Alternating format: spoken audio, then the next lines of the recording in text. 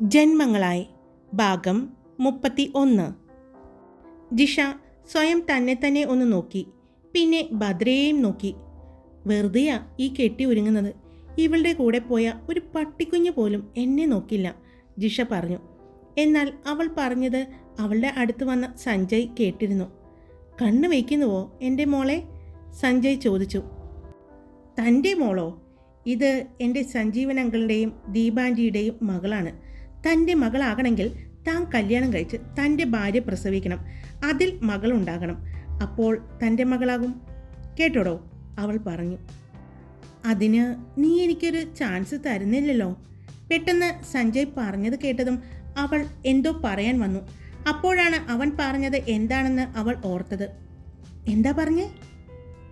അങ്ങനെ മക്കളുണ്ടാകാൻ നീ എനിക്ക് ചാൻസ് തരുന്നില്ലല്ലോ എന്നാ പറഞ്ഞത്. അതിന് ഞാൻ എന്തിനാ ചാൻസ് തരുന്നത്? തനിക്ക് മക്കളുണ്ടാകുന്നതിന് ഞാൻ എന്തിനാ? അവൾ പറഞ്ഞ് പൂർത്തിയാക്കുന്നതിന് മുമ്പ് അവൻ പറഞ്ഞു. എൻ്റെ ഭാര്യയാകേണ്ടത് നീയല്ലേ? അപ്പോൾ നീ പ്രസവിക്കേണ്ടേ എനിക്ക് മക്കളെ തരണമെങ്കിൽ? അത് കേട്ടതും അവൾ ഞെട്ടലോടെ നിന്നു. അപ്പോഴേക്കും അങ്ങോട്ട് ഭദ്ര വന്നു. ഇവൾക്ക് എന്താ പറ്റിയേ? ഭദ്ര ജിഷയുടെ നിൽപ്പ് കണ്ട് ചോദിച്ചു.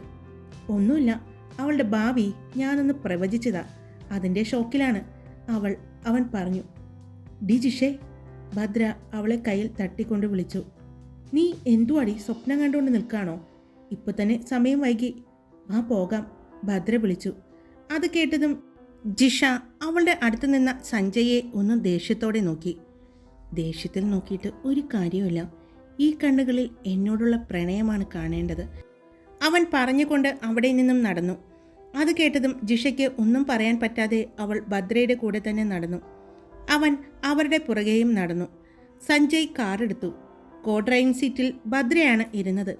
പിന്നിലായി ജിഷയും ഇരുന്നു. സഞ്ജയ് അവളെ മിററിലൂടെ നോക്കുന്നുണ്ട്. ജിഷയും ഇടയ്ക്ക് അവനെ നോക്കുന്നുണ്ട്.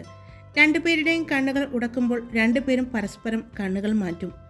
അവരുടെ ആ നോട്ടവും എല്ലാം ഭദ്ര കാണുന്നുണ്ടായിരുന്നു. അവളിൽ ഒരു പുഞ്ചിരി വിരിഞ്ഞു. അങ്ങനെ അവർ കോളേജിലേക്ക് പോകാനായി ഇറങ്ങി. കോളേജിൻ്റെ എൻട്രൻസിൽ ചെന്ന് സഞ്ജയ് കാറ് നിർത്തി. അന്ന് അവിടേക്ക് ഒരുപാട് ആളുകൾ വരുന്നുണ്ടായിരുന്നു. സ്റ്റുഡൻസിനെ ഡ്രോപ്പ് ചെയ്യാൻ പാരൻസും വരുന്നതും മറ്റുമായിട്ട് ഒരുപാട് വാഹനങ്ങൾ ഉണ്ടായിരുന്നു. ഇന്ന് പ്രോഗ്രാമിൻ്റെ ഉദ്ഘാടനം ചെയ്യാൻ ആർട്ടിസ്റ്റുകളും മന്ത്രിമാരും വരുന്നുണ്ട്. അതുകൊണ്ട് തന്നെ നല്ല ക്രൗഡായിരുന്നു. ഭദ്ര, കഴിയുമ്പോൾ എന്നെ വിളിച്ചാൽ മതി, സഞ്ജയ് പറഞ്ഞു. ഞാൻ വിളിച്ചോളാം സഞ്ജയ് ഏട്ടാ, അവൾ പറഞ്ഞുകൊണ്ട് ഇറങ്ങി. ജിഷയും ഇറങ്ങി. പോകുന്നതിന് മുമ്പ് അവൾ അവനെ ഒന്ന് തിരിഞ്ഞു നോക്കി. ആ നോട്ടം പ്രതീക്ഷിച്ചത് എന്നതുപോലെ സഞ്ജയ് കാർ എടുക്കാതെ അവിടെ തന്നെ ഉണ്ടായിരുന്നു. അവൾ നോക്കുന്നത് കണ്ടതും അവനൊന്ന് പുഞ്ചിരിച്ചു. പിന്നെ കാർ എടുത്ത് പോയി. ഭദ്രയും ജിഷയും സ്റ്റാഫ് റൂമിലേക്കാണ് പോയത്. അവരുടെ അധ്യാപകർ അവിടെയുണ്ടെന്ന് പറഞ്ഞിട്ടുണ്ടായിരുന്നു. അവർ അങ്ങോട്ട് നടക്കുമ്പോഴാണ് പ്രിൻസിപ്പൽ റൂം കാണുന്നത്. അതിനകത്ത് നിന്ന് ആരുടെയൊക്കെ സംസാരം കേൾക്കുന്നുണ്ട്. അതൊന്നും ശ്രദ്ധിക്കാതെ ഭദ്രയും ജിഷയും സ്റ്റാഫ് റൂമിലേക്ക് ചെന്നു. അവരെ കണ്ടതും അവരുടെ രണ്ട് മിസ്സുമാരും അവരുടെ അടുത്തേക്ക് വന്നു. എത്തിയോ? ഇന്ന് പ്രോഗ്രാം സ്റ്റാർട്ട് ചെയ്യുന്ന ദിവസമല്ലേ, അതുകൊണ്ട് VIP-കളെല്ലാം വരുന്നുണ്ട്. ഉദ്ഘാടനം കഴിഞ്ഞ് പ്രോഗ്രാം തുടങ്ങും. നാളെയായിരിക്കും നമ്മുടെ കോളേജിൻ്റെ അവസരം വരുന്നത്. ഇന്നെന്തായാലും അറിയാം. ഞങ്ങൾക്ക് പ്രോഗ്രാം ലിസ്റ്റ് ചാർട്ട് ചെയ്തതിൽ വെച്ച് സൂര്യഭദ്രയുടെ പ്രോഗ്രാം നാളെ ആയിരിക്കും എന്നാണ് തോന്നുന്നത്, ടീച്ചർമാർ പറഞ്ഞു. വരൂ, നമുക്കെന്തായാലും ഓഡിറ്റോറിയത്തിലേക്ക് പോകാം. ഇന്ന് അവിടെ വെച്ചാണ് പരിപാടി നടക്കുന്നത്, അവർ പറഞ്ഞു. അവർക്കൊപ്പം തന്നെ ഭദ്രയും ജിഷയും നടന്നു. അവരെല്ലാവരും ഓഡിറ്റോറിയത്തിലേക്ക് പോകുമ്പോഴാണ് പെട്ടെന്ന് ഭദ്രയുടെ കയ്യിലെ ഫോൺ റിങ് ചെയ്തത്. നോക്കിയപ്പോൾ സിദ്ധാർത്ഥിൻ്റെ കോളാണ് എന്ന് അവൾക്ക് മനസ്സിലായതും ജിഷ കോള് അറ്റൻഡ് ചെയ്യാൻ പറഞ്ഞു. ഭദ്ര കോൾ എടുത്തു. സൂര്യ, നീ എവിടെയുണ്ട്? അപ്പുറത്തു നിന്ന് സിദ്ധാർത്ഥിൻ്റെ ശബ്ദം കേട്ടതും അവൾ പറഞ്ഞു. ഞാൻ ഓഡിറ്റോറിയത്തിലേക്ക് പോകാൻ പോകുന്നു. സിദ്ധുവേട്ടൻ ഓഫീസിലെത്തിയോ? അവൾ ചോദിച്ചു. ഇല്ല, ഞാൻ ഇന്ന് ഉച്ച കഴിഞ്ഞാണ് ഓഫീസിലേക്ക് പോകുന്നുള്ളൂ. എനിക്ക് രാവിലെ ചെറിയൊരു പ്രോഗ്രാം ഉണ്ട്, അവൻ പറഞ്ഞു. അതെയോ? ഞങ്ങൾക്ക് പ്രോഗ്രാം സ്റ്റാർട്ട് ചെയ്യാറായി. എൻ്റെ പ്രോഗ്രാം നാളെ ആയിരിക്കുമെന്നാണ് ഞാൻ അറിഞ്ഞത്. ഇന്നെന്തായാലും ഉദ്ഘാടനവും മറ്റു കാര്യങ്ങളും ആയിരിക്കും, അവൾ പറഞ്ഞു. എന്തിനാ ആ മുടി ഇങ്ങനെ അഴിച്ചിട്ടിരിക്കുന്നത്? അതൊന്ന് കെട്ടിവെക്കാൻ പാടില്ലേ? പെട്ടെന്നുള്ള അവൻ്റെ ആ ചോദ്യം കേട്ട് ഭദ്ര ഫോൺ പിടിച്ചുകൊണ്ട് ചുറ്റും നോക്കി. തുടങ്ങി അവളുടെ ചുറ്റും നോക്കൽ. ഞാനിവിടെ എൻ്റെ ഓഫീസിലുണ്ട്, അവൻ പറഞ്ഞു. ഏത് ഓഫീസിൽ? സൂര്യ, അത് എൻ്റെ കോളേജാണെന്നുള്ള കാര്യം മറന്നുവോ? അവിടെ എനിക്കായി ഒരു ഓഫീസ് റൂമുണ്ട്, അവൻ പറഞ്ഞു. സിദ്ധാർത്ഥേട്ടൻ ഇവിടെയുണ്ടോ? അവൾ ചോദിച്ചു. ഉണ്ട്, വേഗം എൻ്റെ ഓഫീസ് റൂമിലേക്ക് വാ, അവൻ പറഞ്ഞു. ഞാനോ? ഞാൻ എന്തു പറഞ്ഞു വരും? എൻ്റെ ഓഫീസ് റൂമിലേക്ക് വരാൻ ആരുടെ അനുവാദമാണ് നിനക്ക് വേണ്ടത്? അവൻ ചോദിച്ചു. അതല്ല സിദ്ധുവേട്ട, എനിക്കിവിടെ പരിചയമൊന്നുമില്ല. എവിടെയാ സിദ്ധുവേട്ടൻ്റെ ഓഫീസ്? അവൾ ചോദിച്ചു. കണ്ടുപിടിച്ചിട്ട് വേഗം എൻ്റെ അടുത്തേക്ക് വാ. സിദ്ധുവേട്ട, എനിക്കിവിടെ പരിചയമില്ല. അത് എനിക്കറിയേണ്ട. ഈ വന്നിട്ടേ ഞാൻ ഉദ്ഘാടന സ്ഥലത്തേക്ക് പോകൂ. അതുകൊണ്ട് എത്രയും പെട്ടെന്ന് വന്ന് എന്നെ കാണാൻ നോക്ക്, അവൻ പറഞ്ഞുകൊണ്ട് ഫോൺ കട്ട് ചെയ്തു. അവളുടെ മുഖഭാവം കണ്ട് എന്താണെന്ന് ചോദിച്ചു ജിഷ. അവൾ സിദ്ധാർത്ഥ് പറഞ്ഞ കാര്യങ്ങൾ പറഞ്ഞു. അതിനെന്താ, നീ പോയിട്ട് വാ. അത് സിദ്ധുവേട്ടൻ്റെ ഓഫീസ് എവിടെയാണെന്ന് എനിക്കറിയില്ല. എൻ്റെ ഭദ്രക്കൊച്ചേ, ദാ ആ കാണുന്നതാണ് ഓഫീസ്. ജിഷ ചൂണ്ടിക്കാണിച്ച സ്ഥലത്തേക്ക് നോക്കിയപ്പോൾ പ്രിൻസിപ്പൽ റൂമിൻ്റെ തൊട്ടടുത്ത് തന്നെയുള്ള റൂമാണെന്ന് അവൾ കണ്ടു. നീ ഇതെങ്ങനെ കണ്ടു? ഞാൻ കണ്ടു. നീ അതിൻ്റെ പുറത്ത് എഴുതി വെച്ചിരിക്കുന്ന പേര് നോക്കിയായിരുന്നോ? ജിഷ ചോദിച്ചു. ഇല്ല, ഞാൻ നോക്കിയില്ല. നോക്കണം, നിന്റെ ചെക്കൻ്റെ പേരാണ്. പക്ഷേ ഞാൻ എങ്ങനെയാ പോവാ? മിസ്സ് കൂടെയില്ലേ? ഭദ്ര ചോദിച്ചു. അതിനാണോ വഴി? ഞാൻ പറഞ്ഞു തരാം, നീ വാ. മിസ് ഓഡിറ്റോറിയത്തിലേക്ക് പൊയ്ക്കോളൂ, ഞങ്ങൾക്ക് ഒന്ന് വാഷ്റൂം വരെ പോകണം, ജിഷ പറഞ്ഞു. ശരി, പോയിട്ട് വാ. വേഗം ഓഡിറ്റോറിയത്തിലേക്ക് വരണം, അവിടെ ഞങ്ങളുണ്ടാകും. ഇവിടെ പരിചയമില്ലാത്ത സ്ഥലമായതുകൊണ്ട് കൂട്ടം തെറ്റി നടക്കണ്ട, മിസ് അവരോട് പറഞ്ഞു. അവർ മുന്നിൽ നടന്നു പോയി. ഇനി നീ ചെല്ല്, ഞാൻ ദേ അവിടെയുണ്ടാകും. എവിടെ? ഭദ്ര ചോദിച്ചു. അപ്പോഴാണ് ജിഷ കൈ ചൂണ്ടിക്കാണിച്ച സ്ഥലം അവൾ കണ്ടത്. അത് ഒരു കോഫി ഏരിയ ആയിരുന്നു. ഞാൻ ദേ അവിടെ ചെന്ന് ഒരു കോഫിയും ഒരു പപ്സും കഴിക്കുമ്പോഴേക്കും അങ്ങോട്ടെത്തിയാൽ മതി, ജിഷ പറഞ്ഞുകൊണ്ട് ആ കഫേരിയയിലേക്ക് നടന്നു. ഭദ്ര ചെന്ന് ഓഫീസ് റൂമിൻ്റെ വാതിൽ തുറന്ന് അകത്തേക്ക് കയറിയപ്പോൾ കണ്ടു അവിടെ എന്തൊക്കെയോ ഫയൽ നോക്കിക്കൊണ്ടിരിക്കുന്ന സിദ്ധാർത്ഥിനെ. വാതിൽ തുറക്കുന്ന ശബ്ദം കേട്ടതും മനസ്സിലായി അതാരാണെന്ന്. അവൻ മുഖമുയർത്തി അവളെ നോക്കി. അവൾ ചിരിച്ചുകൊണ്ട് അവൻ്റെ അടുത്തേക്ക് ചെന്നു. ഇങ്ങോട്ടാണ് വരുന്നതെന്ന് എന്തുകൊണ്ടാണ് സിദ്ധുവേട്ടൻ പറയാതിരുന്നത്? അവൾ ചോദിച്ചു. ഞാൻ ഒരു സർപ്രൈസ് തരാൻ ഇരുന്നതല്ലേ പെണ്ണേ, അവൻ പറഞ്ഞു. വാ, നമുക്ക് അങ്ങോട്ടിരിക്കാം എന്ന് പറഞ്ഞ് ആ റൂമിലെ തന്നെ ഒരു സോഫ അറേഞ്ച് ചെയ്തിട്ടുണ്ടായിരുന്നു. ആ ഭാഗത്തേക്ക് കൈ കാണിച്ചുകൊണ്ട് അവൻ പറഞ്ഞു. അവൾ അങ്ങോട്ട് നടന്നു. അവളുടെ പുറകെ അവനും. അവർ രണ്ടുപേരും അവിടെയുള്ള സോഫയിൽ ഇരുന്നു. ഇന്ന് പ്രോഗ്രാം സ്റ്റാർട്ട് ചെയ്യുന്ന ദിവസമല്ലേ? ഉദ്ഘാടന ദിവസം അന്ന് ഇവിടെ ഞാൻ വേണമെന്ന് ഇവർ നേരത്തെ തീരുമാനിച്ച് എന്നെ അറിയിച്ചിരുന്നു, സിദ്ധാർത്ഥ് പറഞ്ഞു. ടെൻഷനുണ്ടോ സൂര്യഭദ്ര? സിദ്ധു ചോദിച്ചു. ചെറുതായിട്ട്, അവൾ പറഞ്ഞു. ഒരു ടെൻഷനും വേണ്ട, ധൈര്യമായിട്ട് പെർഫോം ചെയ്തോളൂ. നിന്റെ പ്രോഗ്രാം നാളെയാണ്, അവൻ പറഞ്ഞു. അവൾ അത് എങ്ങനെ അറിഞ്ഞു എന്നുള്ള രീതിയിൽ അവൻ്റെ മുഖത്തേക്ക് നോക്കി. എനിക്ക് കിട്ടിയ ഫയലിൽ എല്ലാ കാര്യങ്ങളും ഉണ്ട്, അവൻ പറഞ്ഞു. പ്രോഗ്രാം എത്ര തവണയുണ്ട്, എന്നൊക്കെ ആയിരിക്കും എന്നെല്ലാ ഡീറ്റെയിൽസും എനിക്കറിയാം, അവൻ പറഞ്ഞു. ടെൻഷൻ ഒന്നും കൂടാതെ പെർഫോം ചെയ്യണം. അപ്പോൾ നാളെ സിദ്ധുവേട്ടൻ ഉണ്ടാകില്ലേ? അവൾ ചോദിച്ചു. ഉറപ്പ് ഞാൻ പറയില്ല, മാക്സിമം ഞാൻ ശ്രമിക്കും, അവൻ പറഞ്ഞു. അപ്പോഴാണ് അവൻ്റെ ഓഫീസ് റൂം തുറന്ന് അങ്ങോട്ട് ഗായത്രി കടന്നു വരുന്നത്. സോഫയിലായിരുന്ന സിദ്ധാർത്ഥിനെ അവൾ നോക്കി. അപ്പോഴാണ് സിദ്ധാർത്ഥിൻ്റെ അടുത്തുള്ള സോഫയിൽ ഭദ്ര ഇരിക്കുന്നത് അവൾ കാണുന്നത്. നിനക്കെന്താ ഗായത്രി, ഒരു മാനേഴ്സ് ഇല്ലേ? ഒരു ഓഫീസ് റൂമിലേക്ക് ഇങ്ങനെയാണോ കടന്നു വരുന്നത്? അവൻ ദേഷ്യത്തിൽ ചോദിച്ചു. അത് പിന്നെ സിദ്ധുവേട്ടൻ ഇവിടെ വന്നിട്ടുണ്ടെന്ന് പറഞ്ഞപ്പോൾ ഒരു എക്സൈറ്റ്മെൻറ്റിൽ ഓടി വന്നതാണ്, അവൾ പറഞ്ഞു. നമ്മൾ രാവിലെ വീട്ടിൽ നിന്ന് കണ്ടതല്ലേ, അതിനിടക്ക് എന്ത് അത്യാവശ്യമാണ് നിനക്കുള്ളത് എന്നോട് പറയാൻ? അവൻ ചോദിച്ചു. അത് അവൾക്ക് എന്ത് പറയണം എന്നറിയാതെ അവൾ വാക്കുകൾക്ക് പരതുന്നുണ്ടായിരുന്നു. ഗായത്രി ഇടയ്ക്കിടെ സൂര്യഭദ്രയെ നോക്കുന്നുണ്ടായിരുന്നു. ഇതാരാണ്? ഗായത്രി സിദ്ധാർത്ഥിനോട് ചോദിച്ചു. നിനക്ക് എന്തൊക്കെ അറിയണം? ഇതൊക്കെ അറിയേണ്ട ആവശ്യമുണ്ടോ നിനക്ക്? പെട്ടെന്നുള്ള അവൻ്റെ ചോദ്യം കേട്ടതും അവളുടെ മുഖമൊന്ന് വിളറി. അത് അവിടെ ഭദ്ര ഉണ്ടായിരുന്നത് കൊണ്ടാണ്. അവളുടെ മുന്നിൽ വച്ചാണ് അവൻ തന്നോട് ദേഷ്യപ്പെടുന്നത് എന്നോർത്ത് ഗായത്രിക്ക് സിദ്ധാർത്ഥിനോട് വല്ലാത്ത ദേഷ്യം തോന്നി.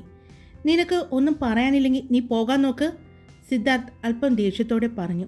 ഗായത്രിക്ക് അതുകൂടിയായപ്പോൾ പിന്നെ അവിടെ നിൽക്കാൻ തോന്നിയില്ല. അവൾ വേഗം തന്നെ അവിടെ നിന്നും ഇറങ്ങി പുറത്തേക്ക് പോയി. അപ്പോൾ സിദ്ധാർത്ഥിൻ്റെ മുഖത്ത് ദേഷ്യമായിരുന്നു. അത് കണ്ടതും ഭദ്ര ആ സോഫയിൽ നിന്നും എഴുന്നേറ്റു. അവൻ ഇരിക്കുന്നതിൻ്റെ അടുത്തേക്ക് ചെന്നു. അവൻ്റെ മടിയിലേക്ക് കയറിയിരുന്നു. അവൻ അവളുടെ മുഖത്തേക്ക് നോക്കി, അവളുടെ കണ്ണുകളിലേക്ക്. അവളും അവൻ്റെ കണ്ണുകളിലേക്ക് തന്നെ നോക്കി. എന്തിനാ ഇങ്ങനെ ദേഷ്യപ്പെടുന്നത്? ഈ ദേഷ്യം എൻ്റെ സിദ്ധുവേട്ടന് ഒട്ടും ചേരുന്നില്ല കേട്ടോ, അവൾ പറഞ്ഞു. പിന്നെ എന്താണ് ചേരുന്നത്? അവനും ആ രീതിയിൽ തന്നെ അവളോട് ചോദിച്ചു. പ്രണയം. ഈ സൂര്യഭദ്രയോട് മാത്രമുള്ള പ്രണയമാണ് ഈ കണ്ണുകളിൽ എനിക്ക് കാണാനിഷ്ടം, അവൾ പറഞ്ഞു. അപ്പോൾ തന്നെ സിദ്ധാർത്ഥ് അവളുടെ അരയിലൂടെ പിടിച്ച് അവളെ ഒന്നുകൂടെ അവൻ്റെ മടിയിലേക്ക് മുറുകിയിരുത്തി. എന്നിട്ട് അവളുടെ കണ്ണുകളിലേക്ക് ഒരു പ്രത്യേക ഭാവത്തിൽ നോക്കിക്കൊണ്ട് പറഞ്ഞു, ഉണ്ടല്ലോ, നിന്നെ കാണുമ്പോൾ എൻ്റെ ഈ കണ്ണുകളിൽ മാത്രമല്ല, എൻ്റെ ശരീരവും എൻ്റെ ഹൃദയവും എൻ്റെ മനസ്സും എല്ലാം പ്രണയം കൊണ്ട് നിറയുകയാണ്. നിനക്കായുള്ള പ്രണയത്താൽ നിറഞ്ഞു കവിയുകയാണ്, അവൻ പറഞ്ഞുകൊണ്ട് അവളുടെ മുഖത്തേക്ക് അവൻ്റെ മുഖം അടുപ്പിച്ചു. അവളുടെ ചുണ്ടുകളിലേക്ക് തന്നെ നോക്കിക്കൊണ്ട് അവൻ അവളുടെ പിൻകഴുത്തിലൂടെ കൈയിട്ട് പിടിച്ച് അവളുടെ മുഖം അവൻ്റെ മുഖത്തോട് അടുപ്പിച്ചു. അവളുടെ ചുണ്ടുകളെ അവൻ സ്വന്തമാക്കി. അവൾ അവൻ്റെ കഴുത്തിലൂടെ കൈയിട്ട് അവൻ്റെ മുടിയിൽ കുരുത്ത് വലിച്ചുകൊണ്ടിരുന്നു.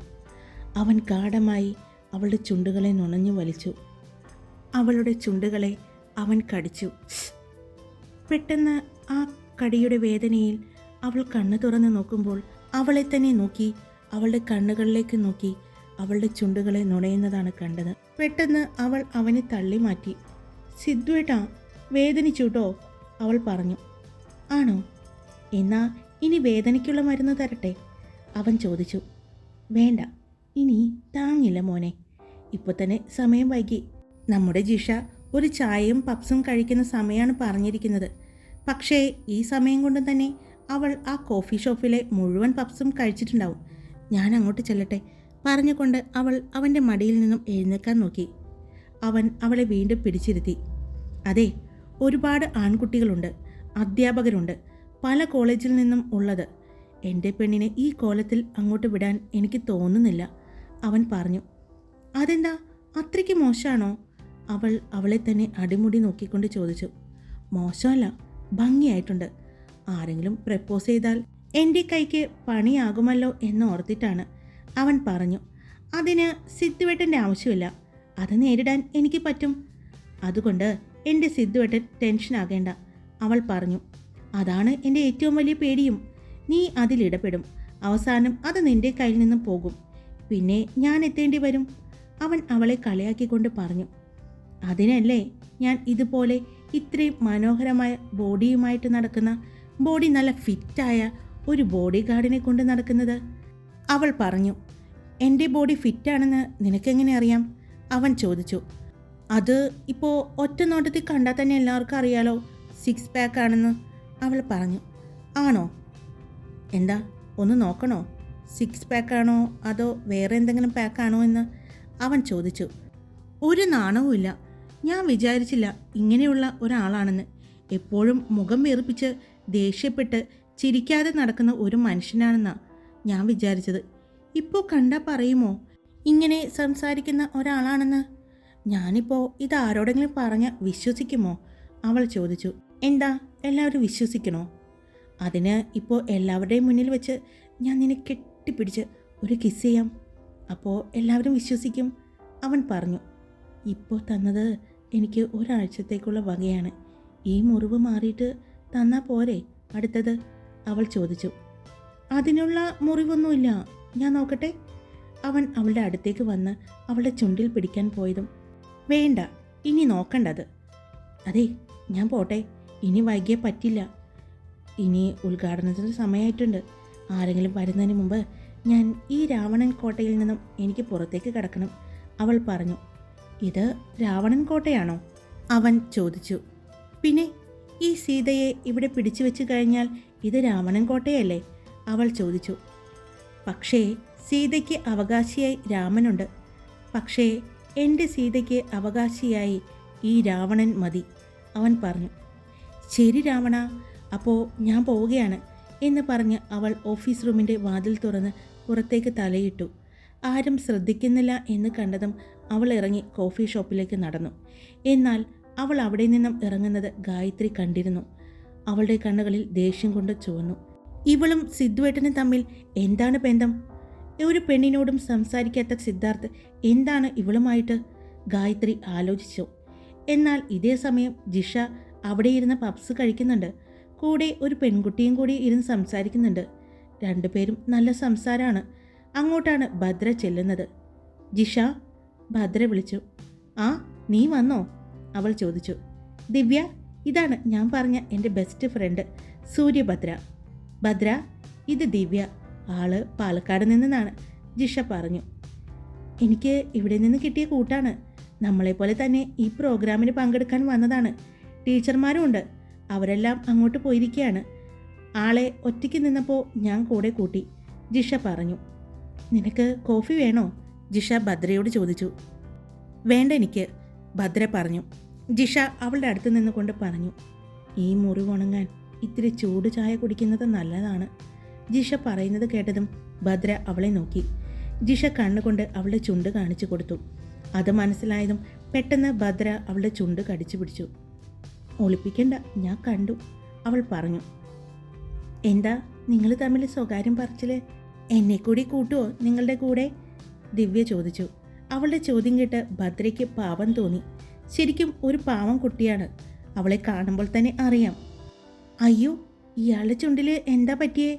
ചുണ്ട് കടിച്ചു പൊട്ടിയതാണോ? ദിവ്യ ചോദിച്ചതും ജിഷ ചിരിച്ചുകൊണ്ട് ഭദ്രയെ നോക്കി.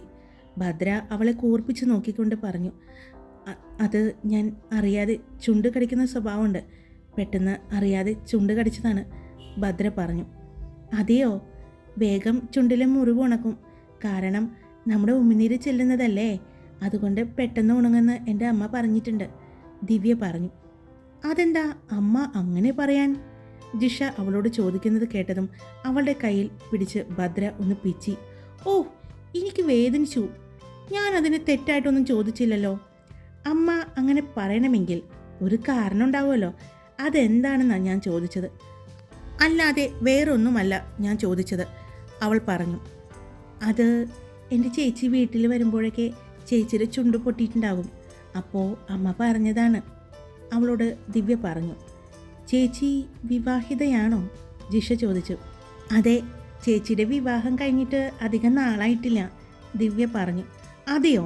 അപ്പോൾ കുഴപ്പമില്ല, ജിഷ പറഞ്ഞതും ഒന്നും മനസ്സിലാകാതെ ദിവ്യ ജിഷയെയും ഭദ്രയെയും നോക്കി. എനിക്ക് നിങ്ങൾ പറയുന്നത് മനസ്സിലാകുന്നില്ല, അവൾ പറഞ്ഞു. ഒന്നും മനസ്സിലാകാനില്ല. നമുക്ക് അതിനെപ്പറ്റി പതിയെ വിശദമായിട്ട് ക്ലാസ് എടുക്കാം. നമുക്കിപ്പോൾ ഓഡിറ്റോറിയത്തിലേക്ക് പോകാം. ഉദ്ഘാടനം തുടങ്ങാൻ സമയമായി എന്ന് തോന്നുന്നു. എല്ലാവരും കൂടി അങ്ങോട്ട് പോകുന്നുണ്ട്. എല്ലാവരും ഇത്രയും ആകാംക്ഷയോടെ നിൽക്കുന്നത് എന്താണ്? ജിഷ ഫ്ലെക്സിലേക്ക് നോക്കിക്കൊണ്ട് പറഞ്ഞു. പിന്നെ കേരളത്തിലെ എന്നല്ല, തെന്നിന്ത്യയിലെയും ഒരുപാട് സിനിമകളിൽ അദ്ദേഹം അഭിനയിച്ചിട്ടുണ്ടല്ലോ. നല്ലൊരു ആർട്ടിസ്റ്റാണ്. ഇത്രയും ഫേമസ് ആയിട്ടുള്ള ഒരു നടനെ കാണാൻ ആഗ്രഹമില്ലാത്തത് ആരാണ്? ഞങ്ങളുടെ കോളേജിൽ ഇദ്ദേഹത്തിന് ഒരു ഫാൻസ് ഗ്രൂപ്പ് തന്നെയുണ്ട്, ദിവ്യ പറഞ്ഞു. അതെയോ?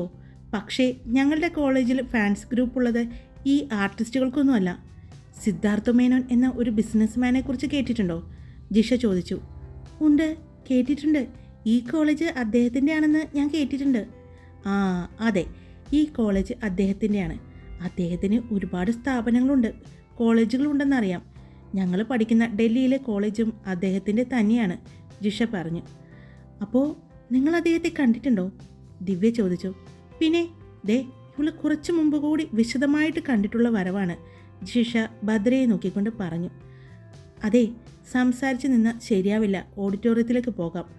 ഇനിയും അവിടെ നിന്ന് സംസാരിച്ചാൽ ശരിയാവില്ല എന്ന് തോന്നിയ ഭദ്ര ജിഷയെയും ദിവ്യയെയും കൂട്ടി ഓഡിറ്റോറിയത്തിലേക്ക് നടന്നു. അവൾ ഓഡിറ്റോറിയത്തിൽ ചെല്ലുമ്പോൾ അവളെ ഗായത്രി കണ്ടിരുന്നു. വലിയൊരു ഓഡിറ്റോറിയം ആയിരുന്നു. 1500 പേർക്ക് ഇരിക്കാൻ പറ്റുന്ന സൗകര്യം അവിടെ ഉണ്ടായിരുന്നു. ജിഷയും ഭദ്രയും ദിവ്യയും കൂടി അവിടെയുള്ള ഒരു ചെയറിൽ ഇരുന്നു. നിറയെ കുട്ടികൾ ആയി തുടങ്ങിയിരുന്നു. ഉദ്ഘാടകൻ എത്തുമെന്നും ഇന്ന് ആരുടെയൊക്കെയോ കുറച്ച് പ്രോഗ്രാംസ് ഉണ്ടെന്നും അവിടെ പറയുന്നത് കേട്ടു. ഗായത്രി എന്നാൽ ഭദ്രയെ തന്നെ സൂക്ഷിച്ചു നോക്കിക്കൊണ്ടിരിക്കുകയായിരുന്നു. അവൾക്ക് എങ്ങനെയെങ്കിലും ഒരു പണി കൊടുക്കണം എന്നായിരുന്നു അവളുടെ ചിന്ത. എന്നാൽ ഇതേ സമയം ഒരു സ്ഥലത്ത് മാറി നിന്ന് വിനീഷും വിജീഷും അവരുടെ ഗ്യാങ്ങുമെല്ലാം അവിടെ വരുന്ന എല്ലാ പെൺകുട്ടികളെയും നോക്കുന്നുണ്ടായിരുന്നു. ഭദ്രയും ജിഷയും ദിവ്യയും സംസാരിച്ചു കൊണ്ടിരിക്കുമ്പോഴാണ് അവരുടെ അടുത്ത സീറ്റിലേക്ക് ഒരു പെൺകുട്ടി വന്നിരുന്നത്. അത്യാവശ്യം നല്ല മോഡേൺ രീതിയിൽ ഡ്രസ്സ് ധരിച്ച ഒരു പെൺകുട്ടിയായിരുന്നു. ഹായ്, നിങ്ങൾ ഈ കോളേജിൽ പഠിക്കുന്നതാണോ? ആ കുട്ടി ഭദ്രയോടും കൂട്ടുകാരോടും ചോദിച്ചു. അല്ല, ഞങ്ങൾ പ്രോഗ്രാമിന് പങ്കെടുക്കാൻ വേണ്ടി വന്നതാണ്, ഭദ്രയാണ് പറഞ്ഞത്. അതെയോ, ഞാനും പ്രോഗ്രാമിന് പങ്കെടുക്കാൻ വേണ്ടി വന്നതാണ്. എൻ്റെ പേര് ഷാരോൺ. എന്താണ് നിങ്ങളുടെ പേര്? ഭദ്രയും കൂട്ടരും അവളുടെ പേര് പറഞ്ഞു. പിന്നീട് അവർ 4 പേരും പരസ്പരം പരിചയപ്പെട്ടു. സംസാരം തുടങ്ങി. അപ്പോഴേക്കും ഉദ്ഘാടകൻ എത്തിയെന്നും മന്ത്രിയും സിനിമാ താരങ്ങളും എത്തി എന്നുള്ള അനൗൺസ്മെൻറ്റ് കേട്ടു. അവരെല്ലാവരും സ്റ്റേജിലേക്ക് കയറിയിരിക്കുന്നത് ഭദ്രയും കൂട്ടരും കണ്ടു. അവൾ അതിൽ സിദ്ധാർത്ഥിനെ നോക്കി. സിദ്ധാർത്ഥിനെ അവിടെ കാണാൻ പറ്റിയില്ല. അല്പസമയം കഴിഞ്ഞതും കോളേജിലെ വൈസ് പ്രിൻസിപ്പൽ സ്റ്റേജിലേക്ക് കയറി എല്ലാ വിശിഷ്ട അതിഥികളെയും സ്വാഗതം ചെയ്തു. അപ്പോഴാണ് അടുത്ത കാര്യം പറയുന്നത്. നമ്മുടെ ഈ കോളേജിൻ്റെ ഏറ്റവും പ്രധാനപ്പെട്ട ആൾ ഇവിടെ എത്തിയിട്ടുണ്ട്. അദ്ദേഹത്തെ നമുക്ക് നിറഞ്ഞ കയ്യടിയോടെ സ്വാഗതം ചെയ്യാം. Please welcome to the stage mister Siddharth Menon. ആ പേര് പറഞ്ഞതും ഭദ്ര അടക്കം എല്ലാവരും പുറകിലേക്ക് നോക്കി. വെൽ എക്സിക്യൂട്ടീവ് ഡ്രസ്സ് ധരിച്ച് തല ഉയർത്തിപ്പിടിച്ച് ആരെയും നോക്കാതെ നടന്നു വരുന്ന സിദ്ധാർത്ഥിനെ അവൾ കണ്ടു. അവൻ്റെ പുറകെ കുറച്ച് ഗാർഡ്സ് എന്ന് തോന്നിപ്പിക്കുന്ന യൂണിഫോം ധാരികളായ ആളുകളുമുണ്ട്. എല്ലാവരും അവനെ നിറഞ്ഞ കയ്യടിയോടെ വേദിയിലേക്ക് സ്വാഗതം ചെയ്തു. പിന്നീട് അങ്ങോട്ട് അവിടെ വന്ന അതിഥികളും മന്ത്രിമാരും സിനിമാ താരങ്ങളും എല്ലാം പ്രസംഗിക്കുകയും അവർക്ക് ഈ കോളേജിനെ പറ്റിയും ഈ പ്രോഗ്രാമിനെ പറ്റിയുമുള്ള അഭിപ്രായങ്ങൾ പറയലുമായി കടന്നുപോയി. പെട്ടെന്ന് ഒരു കുഞ്ഞു കുറുമ്പ് തോന്നിയ ഭദ്ര അവളുടെ ഫോണെടുത്ത് സിദ്ധാർത്ഥിൻ്റെ ഫോണിലേക്ക് ഒരു മെസ്സേജ് അയച്ചു. മെസ്സേജിൻ്റെ ടോൺ കേട്ടതും സിദ്ധാർത്ഥ് ഫോണെടുത്ത് നോക്കി. അതിൽ ഭദ്രയുടെ മെസ്സേജാണെന്ന് കണ്ടു. അവൻ തലയുയർത്തി ഒന്ന് ചുറ്റും നോക്കി. ആ മെസ്സേജ് ഓപ്പൺ ചെയ്തു. അടിപൊളിയായിട്ടുണ്ട് എൻ്റെ ചെക്കനെ കാണാൻ. കണ്ണ് കിട്ടുമോ ആവോ? നേരത്തെ കണ്ടപ്പോൾ കൺമഷി എടുത്ത് കവളിൽ ഒന്ന് കുത്തിയാൽ മതിയായിരുന്നു. ഇതിപ്പോൾ നോക്കിയേ, എല്ലാത്തിൻ്റെയും വായ തുറന്നിരിക്കുന്നത്. വൈകിട്ട് ദൃഷ്ടിദോഷത്തിന് എന്തെങ്കിലും ചെയ്യണം. നാളെ മുതൽ ഇങ്ങോട്ട് വരുമ്പോൾ കവളിൽ ഞാൻ വലിയൊരു കുത്തും കൺമഷി വെച്ച്, നോക്കിക്കോ, അവൾ പറഞ്ഞു. അതിന് താഴെ ക്യൂട്ടായിട്ടുള്ള ഒരു കുട്ടിയുടെയും ഒരു പിക്ചറും ഇട്ടിട്ടുണ്ട്. കവളിലും നെറ്റിയിലും എല്ലാം കറുത്ത വട്ടപ്പൊട്ട് തൊട്ട് ക്യൂട്ടായിട്ട് നിൽക്കുന്ന ഒരു കുട്ടിയുടെ. അത് കണ്ടതും സിദ്ധാർത്ഥിൻ്റെ ചുണ്ടിൽ ഒരു പുഞ്ചിരി വിരിഞ്ഞു. അത് അവനെ തന്നെ ശ്രദ്ധിച്ചു കൊണ്ടിരുന്ന എല്ലാവരും കാണുകയും ചെയ്തു. എന്നാൽ അത് നോക്കി നിന്ന ഗായത്രിയുടെ മനസ്സിൽ ദേഷ്യമാണ് തോന്നിയത്. വലിയൊരു മോണിറ്ററിൽ വേദിയുടെ ഭാഗങ്ങൾ കാണുന്നുണ്ടായിരുന്നു. അവിടേക്ക് നോക്കിയ ഭദ്രയും സിദ്ധാർത്ഥിൻ്റെ ആ പുഞ്ചിരി കാണുകയായിരുന്നു. സിദ്ധാർത്ഥ് ആ ചിരി മറച്ചു വെച്ചുകൊണ്ട് വീണ്ടും വളരെ ഗൗരവത്തിൽ തന്നെ ഇരുന്നു. അങ്ങനെ ആ പ്രോഗ്രാമിനെക്കുറിച്ച് അവനും അവിടെ വന്ന് എല്ലാവരോടും പറഞ്ഞു. അതിൻ്റെ റൂൾസും അത് നടത്താനുണ്ടായിരുന്ന സാഹചര്യവും അത് നടത്തുന്നതിൻ്റെ ഗുണങ്ങളും എല്ലാം അവൻ പറഞ്ഞു.